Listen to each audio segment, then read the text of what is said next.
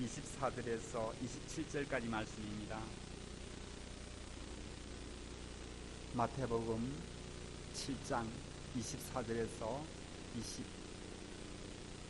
28절, 7절까지 제가 봉독하겠습니다. 그러므로 누구든지 나의 이 말을 듣고 행하는 자는 그 집을 반석 위에 지은 지혜로운 사람 같으리니 비가 내리고 창수가 나고 바람이 불어 그 집에 부딪힘에 때 무너지지 아니하나니 이는 주추를 반석 위에 놓은 까닭이요 나의 이 말을 듣고 행하지 아니하는 자는 그 집을 모래 위에 지은 어리석은 사람 같으리니 비가 내리고 창수가 나고 바람이 불어 그 집에 부딪힘에 무너져 그 무너짐이 심하니라. 잠깐 기도하겠습니다. 하나님 아버지, 지혜정의 말씀을 들고 섰습니다. 이 말씀이 주님의 말씀으로 그대로 잘 전거될 수 있도록 도와주시고 성령께서 깨닫게 해주시고 잘 이해될 수 있도록 이 시간 함께해 주십시오. 예수님 이름으로 기도하였사옵나이다. 아멘. 저는 계속해서 소요리 문답을 나누고 있습니다. 오늘은 제3문입니다. 세 번째 질문이란 말이죠. 성경이 제일 요긴하게 교훈하는 것이 무엇인가 이렇게 물었을 때 그 답은 성경이 제일 요긴하게 교훈하는 것은 사람이 하나님에 대하여 어떻게 믿을 것과 하나님께서 사람에게 요구하시는 본분이다 이렇게 말씀하고 있습니다. 좀 쉽게 말하자면 우리가 믿어야 할 것과 하나님에 관해서 그리고 또 하나님께서 우리에게 요구하는 것, 다시 말하면 하나님께서 우리에게 이렇게 실천하고 행하기를 원한다 이런 뜻도 될 수 있겠죠. 그런 것을 가지고 오늘 본문은 마태복음 7장 24절에서 27절까지 말씀을 잡고 한번 저와 여러분이 은혜 나눌 수 있기를 원합니다. 마태복음 7장 24절에서 27절까지 말씀은 우리가 너무나 많이 들었고 또 여러분들이 잘 아는 것이죠. 그래서 참 그러므로 누구든지 나의 이 말을 듣고 행하는 자는 그 집을 반석 위에 지은 지혜로운 사람 같으리니 창수가 나고 바람이 불어 그 집에 부딪히니 무너지지 않으니 주추를 반석 위에 놓은 까닭이다 이렇게 말씀하셨고요. 그리고 나의 이 말을 듣고 행하지 아니하는 자는 그 집을 모래 위에 지은 어리석은 사람과 같다. 그래서 비가 내리고 창수가 나면은 그 모래 위에 지었으니까 무너짐이 심하리라 이렇게 얘기했습니다. 공통점이 뭡니까? 공통점은 똑같이 주의 말씀을 들었다는 것입니다. 그런데 만약에 차이점이 있다면 뭐가 있을까요? 차이점이 이제 반석 위에 지은 사람은 행함으로 했고요. 그러면 반석 위에 짓지 않은 사람은 모래 위에 지은 사람은 안 행함으로 이제 했다 이렇게 볼 수가 있겠죠. 자, 제가 한번 설명을 돕기 위해서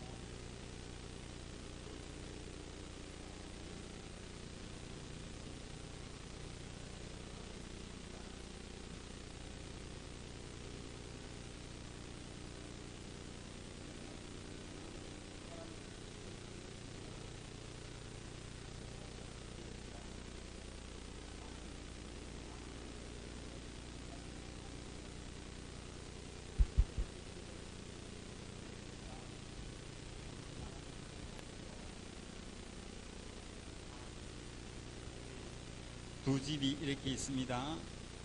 예. 그리고 여기는 이제 우리가 오늘 설명한 대로 모래 위에 지었다고 이렇게 보면은 모래가 이렇게 있습니다. 자, 이거 차이점이 뭘까? 저는 이제 이거 성경을 읽으면서 우리 여러분은 이제 우리가 똑같이 보는 것은 이 말씀을 들었다 하는 것이죠. 들음입니다. 이 집도 들었습니다. 모래 위에 사람 지은 것도 들었습니다. 들음. 그리고는 이제 반석 위에 지은 사람은 행했습니다. 행함이라고 지을게요. 그리고 이쪽 들음은 안 행함이라고 이제 표현할게요. 쉽게. 행하지 않았다는 거죠. 안 행함입니다. 자, 이게 이제 설명이 답니다. 어떻게 보면. 제가 설명을 잘 했습니까? 예.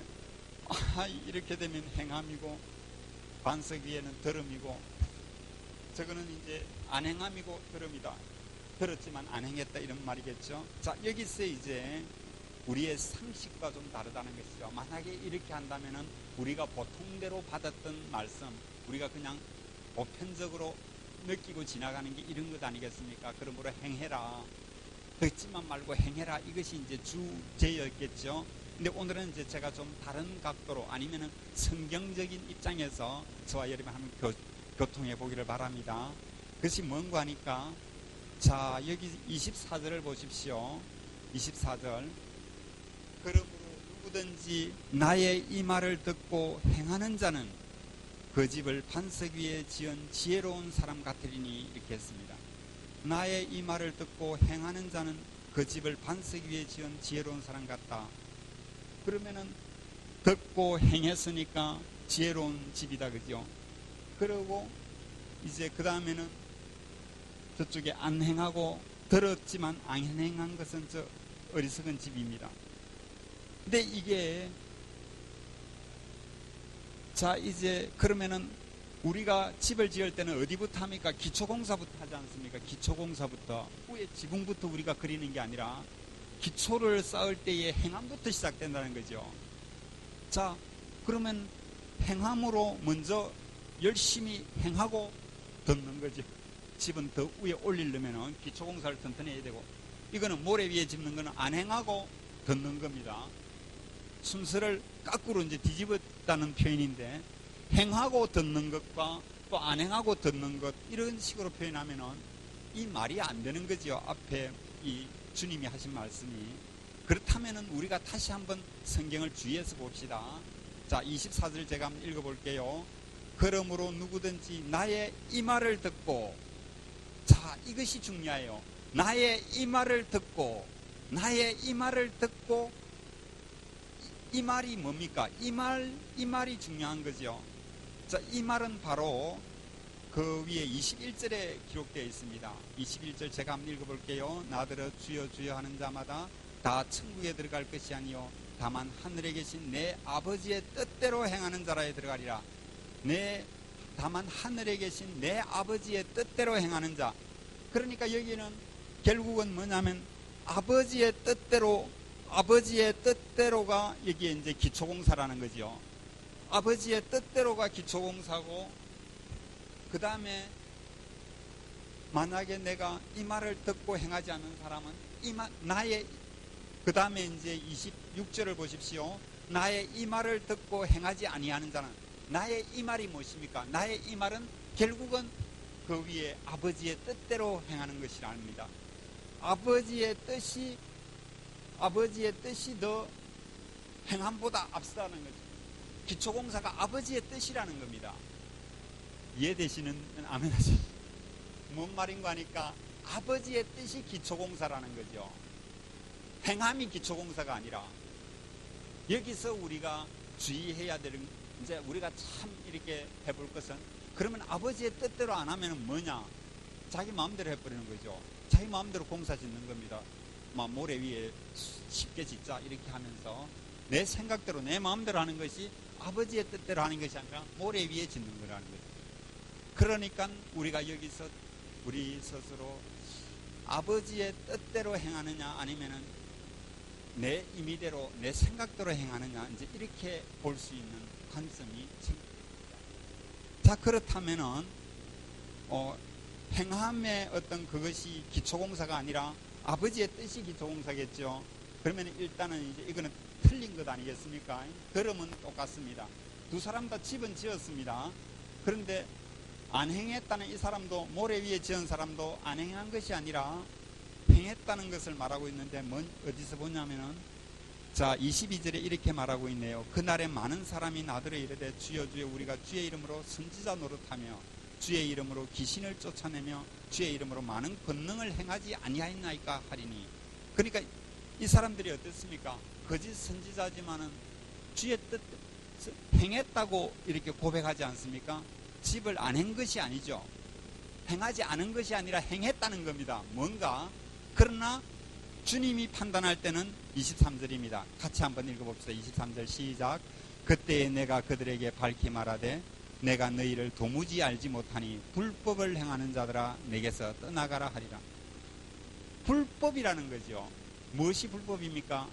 아버지의 뜻대로 하지 않고 내 뜻대로 해본 것은 불법이라는 겁니다. 그러니까 네가 주의 이름으로 선지자 노릇하고 권능을 행했지만은 그것이 아버지의 뜻이 아닐 때는, 아버지의 마음과 다르다면은 그 어떻게 되겠느냐 이거죠. 그래서 결국은 중요한 것은 여기서 이제 우리가 아버지의 뜻인데, 그럼 아버지의 뜻은 무엇입니까? 이제 이렇게 질문할 수가 있겠죠. 그래서 저는 이제 반석 위에 집을 짓는 이 반석 위에 집을 지을 수 있는 이것이, 반석 위에 이렇게 집을 짓습니다. 우리가 그럴 때에 첫째 뭐냐면은 우리는 이것을 신앙이라고 할 수 있겠죠. 신앙입니다. 그리고 우리가 이 신앙하면서 우리가 주님께 믿음으로 살겠다고 하나님의 말씀을 붙들고 사는 것을 믿음이라 할 수 있겠죠. 신앙과 믿음입니다. 그리고 또 한 가지 뭡니까? 그래서 신앙과 믿음을 살다 보니까 우리는 하나님과의 관계가 맺어집니다. 하나님께 기도하고 하나님께 응답받고 하나님을 사랑하는 가운데 체험하고, 작은 체험이지만, 그래서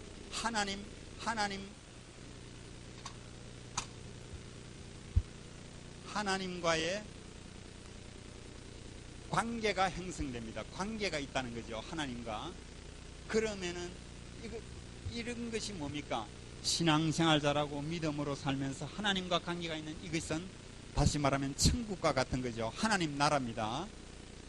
이것이 반석 위에 지은 집입니다. 반석. 그리고 모래 위에 지은 집은 어떻게 됩니까? 신앙 대신에 어떤 게 있을까요? 여러분, 신앙 대신에 우리 목사님이 자주 말씀하셨어요. 신념입니다. 신념. 신앙이 아니라 신념으로 살아라. 여러분, 적극적이고 긍정적인 생각을 하세요. 그러면 적극적으로 좋은 생각하면 좋은 마음 됩니다. 신념이지요. 이렇게 하라. 그래서 네 뜻을 성취해라. 신념을 가지고 끝까지 붙들고 가라. 그리고 또 두 번째는 뭡니까? 믿음 대신에 종교 생활입니다. 종교. 우리가 이제 이거 우상이라 표현하기는 많은데 종교 생활을 하는 거죠. 교회 뜰을 왔다 갔다 밟으면서 성경 들고 종교 생활을 하는 거죠. 믿음의 생활이 아니라 종교 생활, 좀 반대적인 의미가 되나요? 그 다음에 하나님과의 관계가 아니라 어떻게 누구와의 관계입니까? 내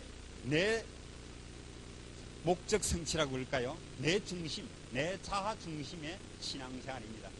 내 중심, 주님과의 관계와 관계없이 내 중심으로 그냥 이것을 신학적인 용어로는 아상이라고 합니다. 내 자아상, 자아를 이제 이렇게 자꾸 이렇게 채우게 하는 거죠. 자아상을 확립을 시킵니다. 그러니까 어떻게 됩니까? 이건 뭐 내가 뭔가 했는데 이게 왜 잘 안 되지? 이걸 하나님께 어필해버리면 어떻게 됩니까? 모래 위에 짓는 집이 돼가 결국은 자기 뜻대로 안 되니까 어떻게 됩니까? 교회를 떠나게 되는 거죠. 자, 이게 바로 모래 위에 지은 신앙입니다. 이 사람은 어떻습니까? 지옥 문 앞에 어쩌면 이 표현이 좀 죄송합니다만은 결국은 신념적으로 종교 생활을 하다가 내 중심으로 하다가 안 되니까 떨어져 나가면 지옥. 그래서 이것을 모래 위에 지은 집이 아니겠느냐. 이제 이렇게 이제 보는데, 자, 여러분 한번 보십시오. 여러분의 신앙생활이 하나님의 뜻 안에서 하나님께서 가라 하는 길로 십자가의 길을 갈 때가 있습니까? 자기를 부인하고 자기 십자가를 지고 주를 따르라 할 때 내 뜻대로 손해보고 힘들어도 그 길을 갑니까? 아니면은 내 목적 성취와 또 내 신앙을 통해서 좀 이득도 보고 장사도 좀 하고 이런 식으로 생각하면서 내 종교생활을 적당히 하면서, 그리고 내 중심으로 자아상을 확립하기 위해서, 자라고 그러죠. 이거를 이제 강화하는, 지금 우리 한국 교회가 쭉 지난 이렇게 그 이전에 우리 선배들은 안 그랬는데 어느샌가 모르게 이것이 그냥 지배해 버렸어요. 그래서 목적 성취, 자아상, 긍정의 힘 이래가 책이 수없이 팔리는 그런 거 있었죠.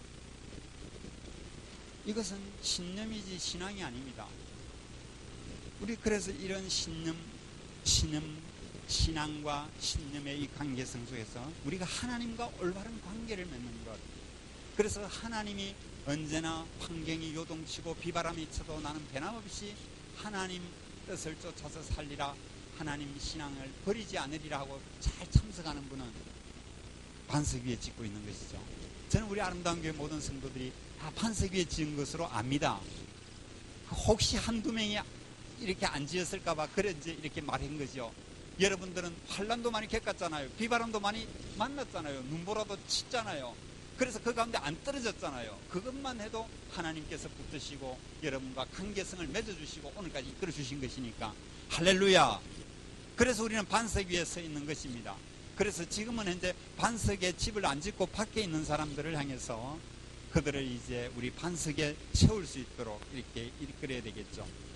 자, 이렇게 반석이라는 얘기를 하니까 뭘 생각납니까? 반석하니까 좀 베드로가 생각이 나네요. 됩니까? 이제 뜰게요. 반석하니까 베드로가 생각납니다. 베드로에게 뭐라고 말했습니까? 주는 그리스도시요 살아계신 하나님의 아들입니다. 그 신앙 고백 위에 내가 교회를 세우겠다, 이렇게 말했지 않습니까? 그러다 이제 그 반석 위에 교회를 세우겠다. 그러니까는 그 베드로의 신앙 고백 위에 이렇게 교회가 세워진 것을 보게 됩니다. 그러니까 베드로는 뭡니까? 갈대와 같이 마음이 왔다 갔다 해도 결국 하나님이 그 반석 위에 교회를 세우고 하나님의 뜻을 이루어가는 걸 봅니다.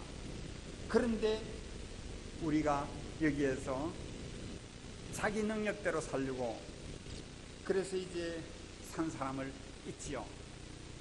베드로가 나왔으니까 누구를 한번 예를 들어볼까 이렇게 생각하다가 제가 가롯 유다가 아마 모래 위에 집을 지은 사람이 아니겠나 이렇게 이제, 이것은 꼭 그것이 아닙니다만은 여러분이 이제 비교하면서 우리의 모습 속에는 늘 가롯 유다와 같은 생각이 있고 또 때로는 베드로와 같은 신앙 고백할 때가 있습니다. 이게 이제 왔다 갔다 한다는 거죠. 근데 이제 한 인물을 이제 꺼내서 제가 이제 좀 적나라하게 한번 펼쳐보려고요. 자, 베드로와 가롯 유다의 차이점이 뭡니까? 공통점부터 알죠. 베드로와 가롯 유다의 공통점은 3년 동안 예수님을 잘 따라다녔다는 겁니다. 12제자 안에 딱 포함되어서 어디 가나 같이 먹고 같이 지내면서 같이 자고요. 그래 베드로는 직함이 뭡니까? 그래도만 내가 수석 제자, 이거 수석 내 제자들 중에서 내가 우두머리다 이런 생각을 늘 가졌던 것 같고요. 회장쯤 됐겠네요. 그러나 가롯 유다는 뭡니까? 너는 그럼 총무 회계할게, 그래갖고 돈 늘 계산했던 것 같아요. 그러니까 둘 다 직분은 어느 정도 세지요. 다른 사람 제자들에 비해서, 다른 10명의 제자들에 비해서 둘이 다 좀 그래도 회장 총무면 좀 우리가 봐주잖아요. 두 번째 이제 그러면은 베드로는 뭡니까? 배와 그물을 버려두고 예수를 따랐습니다. 그럼 가롯 유다는 어떻게 했을까요? 가롯 유다도 도시에서 한가닥 똑똑한 사람이었어요. 그런데 다 팽개치고 예수님을 따랐습니다. 왜?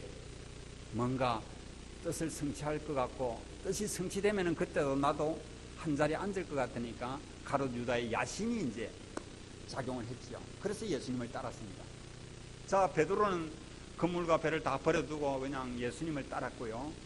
좀 단순하고 좀 어떻게 보면 좀 무식하게. 그러나 가롯 유다는 야심이 있습니다. 썩이 계산도 있고요. 자, 그랬는데 어떻게 됩니까? 베드로가 한번 이제 이렇게 예수님께 또 딱 질문, 예수님이 이렇게 물으면은 늘 튀어나오면서 빨리 말하는 베드로가 있잖아요. 주는 그리스도시요 살아계신 하나님 아들입니다. 그래, 내가 너 고백 위에 교회를 세우겠다, 이렇게 칭찬을 들었지만 얼마 안 가서 어떻게 됩니까? 주여, 이 일이 그에게 미치지 아니할 것이니 걱정하지 마십시오. 그리 마옵소서 하면서 이렇게 할 때에 사탄아 내 뒤로 물러가라. 금방은 교회가 세우겠다 주님 했다가 또 헷가닥 그 다음에는 사탄아 물러가라, 이런 게 베드로였어요. 하나의 성품 한 면을 보면 그렇습니다. 그런데 가롯 유다는 어떻게 했습니까? 이거 뭐 향유를 한번 쏟아부니까 이거 뭐 300데나리온이나 되는 이 돈을 이거 뭐 잘못했다고 막 꾸짖고 이러는 것 같아요. 그래서 이제 예수님이 말씀합니다. 내가 이제 십자가에 못 박혀 죽기 위해서 팔리리라 이런 말을 턱 던집니다. 야, 그러니까 이거 뭡니까? 십자가에 죽는다 하고 내가 팔리겠다 이렇게 표현을 떡 쓰니까 가롯 유다가 꼭지가 도는 거죠. 지금 내가 이거 어떻게 따라왔는데 하면서 이제 생각한 게 뭡니까? 팔아버려야 되겠네. 이 예수 막 열받아가 안 되겠다. 팔아야 되겠다. 이런 생각이 싹 들어온 거죠. 근데 말은 했을까요? 안 했을까요? 안 하지요. 속에 딱 간직하고 있습니다. 기회만 오바라 내가 팔아뿐다. 이런 식으로. 그런데 베드로는 그리 마옵소서. 그것이 주에게 결코 미치지 않을 것입니다. 이렇게 했죠. 그러나 또 똑같이 사탄아 내 뒤로 물러가라. 예수님의 반응은 그랬습니다. 그런데 이게 이제 언제 이게 발동이 됐는가 하니까 사건이 터집니다. 바로 향유옥합 사건입니다. 어느 여인이 300데나리온 되는 1년 연봉치나 되는 그 데나리온을 쏟아버리니까 가롯 유다가 얼마나 힘들겠어요. 이 여자 하면서 이렇게 않겠겠어요. 가난한 자에게 헌금해야지 이거를 갖다 이렇게. 그러자 예수님이 이제 그 여자가 얼굴이 벌거졌을 것 같아요. 몸둘 바를 모르고. 그럴 때 이제 예수님이 놔두라. 내게 좋은 일 했다. 너무 뭘 크지 마라. 이렇게 했던 것 같아요. 그러니까는 이제 이 여인이 행한 것에 대해서 복음이 전파되는 곳마다 이 복음이 이제 이 이야기가 전해질 것이다. 이렇게 얘기해 주셨고요. 자, 또 가롯 유다가 이제 예수를 넘겨줄 기회를 찾습니다. 마태복음 26장 14절에 이렇게 있네요. 혹시 한번 자막을 띄워줄 수 있으면 띄워주십시오. 예수를 넘겨줄 기회를 찾고 있습니다. 그래가지고 마침 대제사장이 은 30냥을 받고 팔겠다는 이제 그 생각을 그들에게 전해주지요. 그러자 26장 46절 이하에 다시 보면 일어나라 함께 가자. 결국 행동을 개시했습니다. 가롯 유다가 이제 팔기로 하고 종들과 데리고 다음 절에 나오나요? 예, 말씀하실 때 12 중 하나인 유다가 왔는데 백성의 장로들에게서 파손된 큰 무리가 칼과 뭉치를 가지고 그와 함께 하였더라. 잡으러 왔습니다. 그리고 다음 한번 읽어보십시오. 예, 그래서 또 잡으라 한지라 잡혔습니다. 우리 잘 알죠? 그리고는 그 다음에 가롯 유다가 한 반응은 무엇입니까? 마태복음 27장 3절 5절에 이렇게 나와 있습니다. 마태복음 27장 3절 5절 제가 읽어볼게요.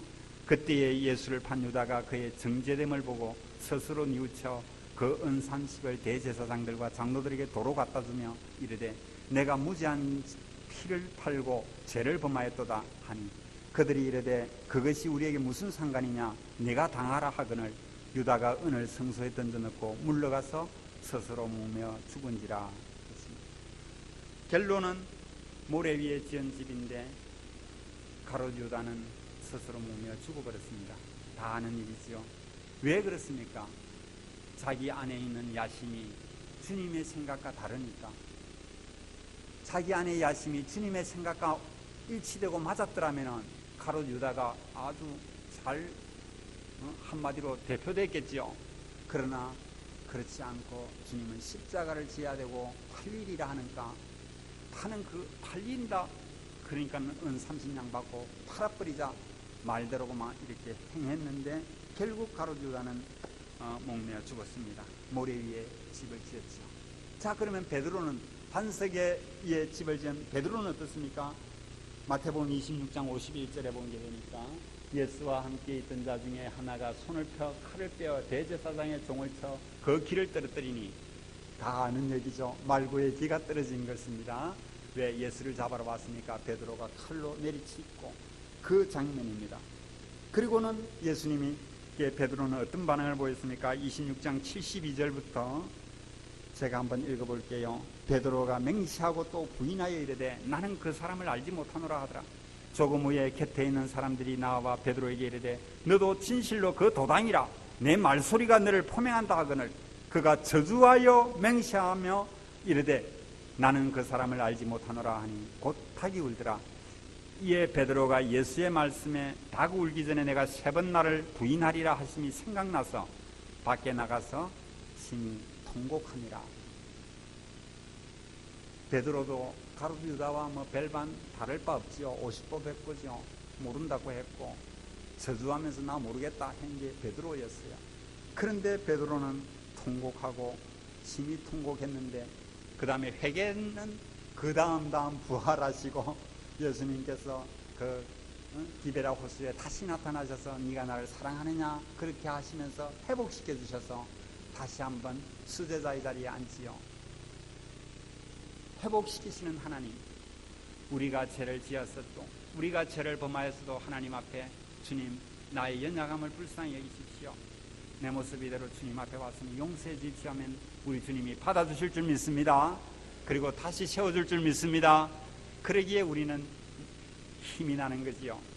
베드로도 3번씩 모른다고 할 때도 있었지만 그러나 주님은 그렇게 버려두지 아니하시고 다시 그를 회복시키시고 내 어린 양을 먹이라, 내 양을 치라 이렇게 하시면서 사명을 주신 것을 보게 됩니다.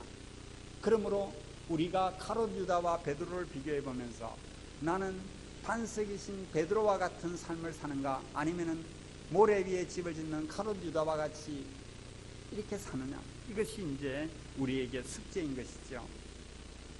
베드로가 다른 점이 있었다면은 베드로는 예수님과 함께 있으면서 체험신앙을 좀 가졌던 것 같아요. 늘 예수님 곁에 있으면서 때로는 배나 산상에서 이렇게 예수님의 변화되는 모습도 보고요.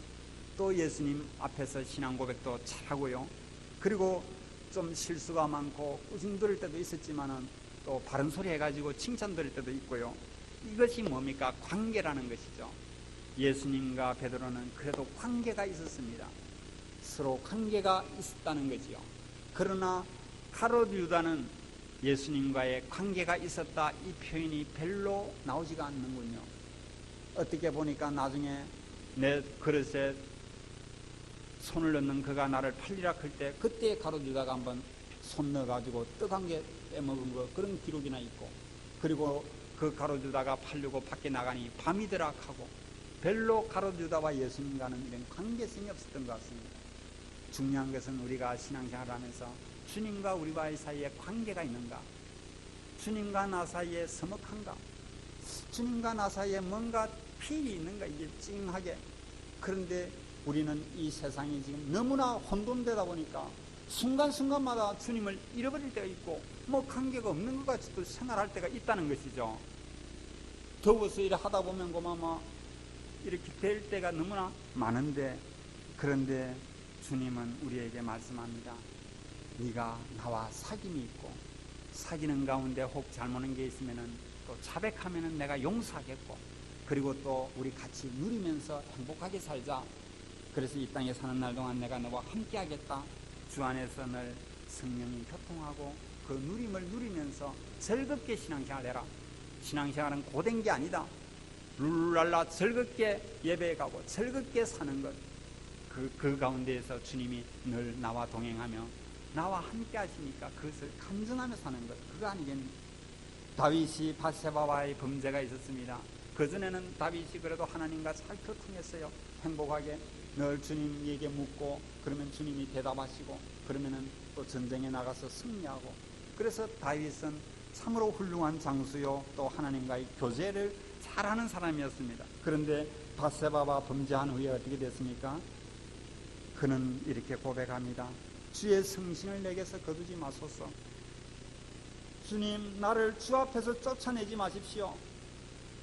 주의 성령을 내게서 거두지 마시고 주의 구원의 즐거움을 회복시켜 주옵소서.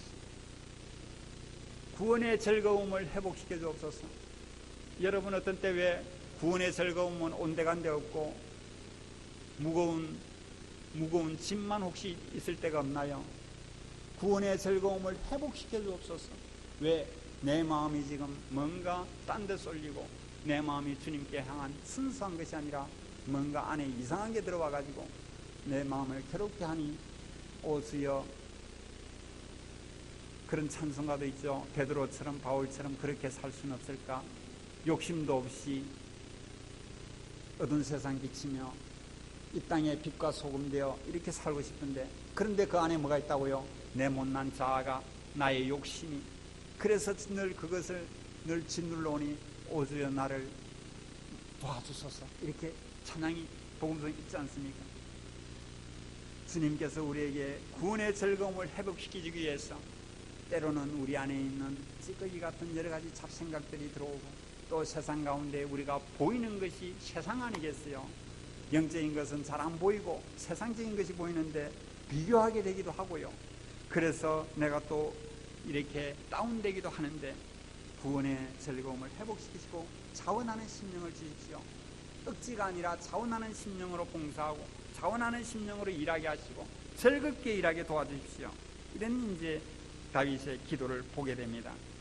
그래, 이런 면으로 보게 되면은 참 연륜이라는 것이 중요한 것 같다 생각이 들어요. 연륜이 깊은 신앙인들은 많은 일을 겪었잖아요. 이런 일도 보고 저런 일도 보고, 또 반짝 서타가 있다가 또 이렇게, 그러나 그 가운데 또 꿋꿋하게 돌과 같은 신앙.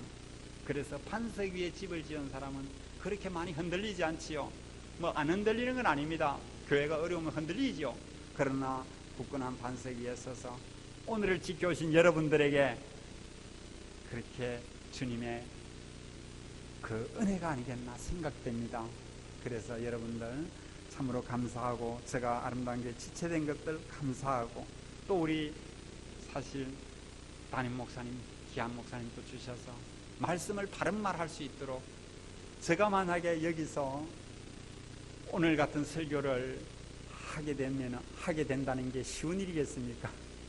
아이, 저것 봐라, 지금 뭐 지어줘야 한다고 다 천국 들어간 거 아니라고. 그러면 뭐 네가 잘못했나?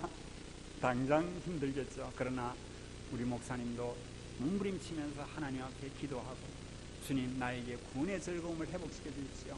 성령으로 충만케 해 주옵소서. 그렇게 해서 우리에게 말씀을 선포하고, 어찌하든지 양질의 꼴을 먹이기 위해서 몸부림치는 것. 제가 이거 오늘 설교 한번 준비하면서 하루 종일 고민했는데, 이거 뭐 또 행설수설되고 이러더라고요. 안 잡히고. 참으로 여러분 앞에 이 설교를 한다는 게 얼마나 힘든 일인지 모르는 것 같아요. 제가 한번 해보니까 그렇네요. 여러분 담임 목사님 위해서 계속 기도해 주시고, 영육간에 건강 주시고, 또 늘 성령으로 충만케 해주시고, 또 노예 일 때문에 여러 가지가 좀 바쁘니까 마음을 빼앗기지 않도록 주님 붙들어 달라고 늘 기도해 주시기 바랍니다.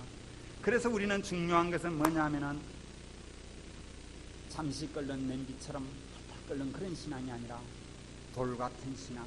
그래서 반석 위에 집을 지은 그런 사람으로서 순간순간마다 주님이 내게 주시는 은혜를 따라서 체험하면서, 그래서 그 은혜를 붙들고 또 주님이 주는 소낙비를 맞으면서, 지난 부흥성에 우리는 소낙비를 맞았지 않습니까?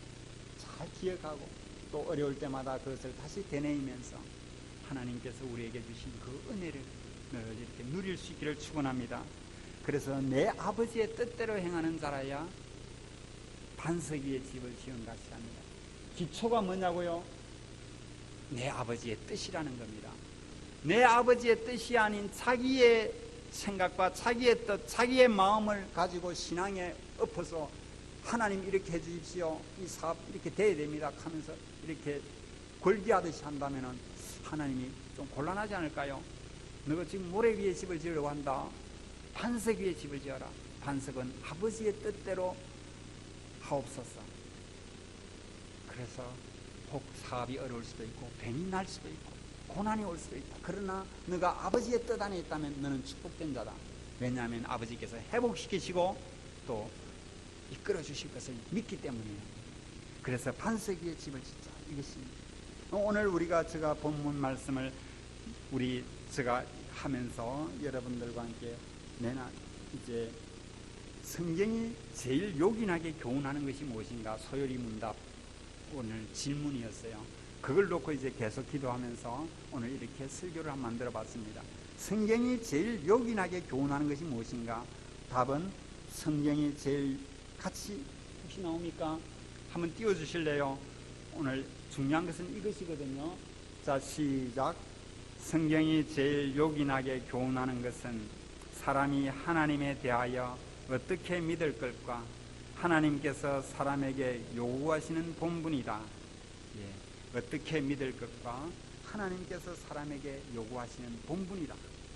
그래서 믿어야 할 것은 뭐냐? 하나님에 관해 알아라. 그리고는 하나님이 요구하는 것이 뭐냐? 듣고 행하자. 하나님의 말씀을 듣고 행하는 그런 것이. 그래서 성경 속에는 많은 인물들이 있는 것 같아요. 그래서 반석 위에 지어서 튼튼한 교회를 세운 믿음의 승리자도 있고, 모래 위에 집을 짓고 그냥 폭삭 망해버린 그런 사람들도 들어있더군요. 그래서 우리는 믿음에 실패한 사람들을 보면서 아, 내가 저렇게 살지 말아야지, 그렇게 하시고, 믿음의 좋은 선지는 또 그렇게 나도 믿음으로 살아야지, 살든지 죽든지 내가 주의 뜻대로 살리라, 이런 신앙으로 나아갈 수 있기를 주님의 이름으로 축원합니다. 기도하겠습니다.